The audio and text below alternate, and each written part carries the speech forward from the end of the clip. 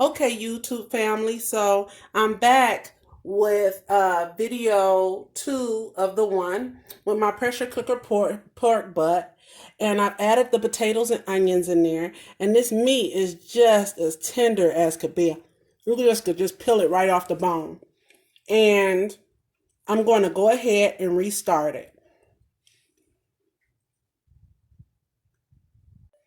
Okay, guys, so now I'm getting ready to restart my pot. I put the onions and potatoes in there. I re-seasoned the onions and potatoes. I re-seasoned the pot with the same seasonings that I used for the meat, as you can see here.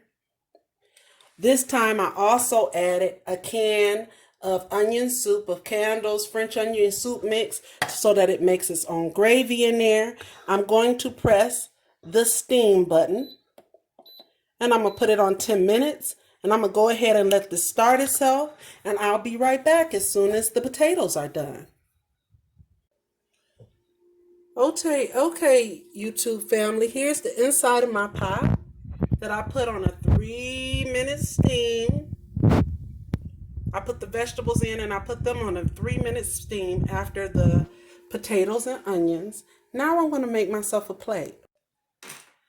Hey YouTube family, so I have the finished product here. I have my pork butt, my potatoes, and my broccoli Normandy. I want you to keep in mind that I originally said I needed 2 cycles for the pork butt in the Instant Pot, but I end up using 3 cycles. So I just want you to keep that in mind when cooking it. Now we do the taste test.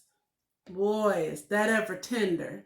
You really don't even need a knife or anything. You can just get the potato and the meat all up on your fork, so tender.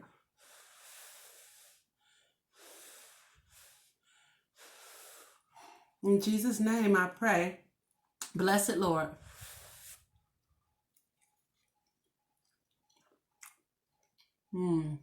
That is so tender, it's ridiculous.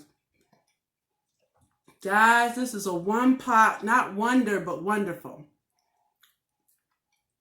Make it for your family. If you like this, like me and subscribe.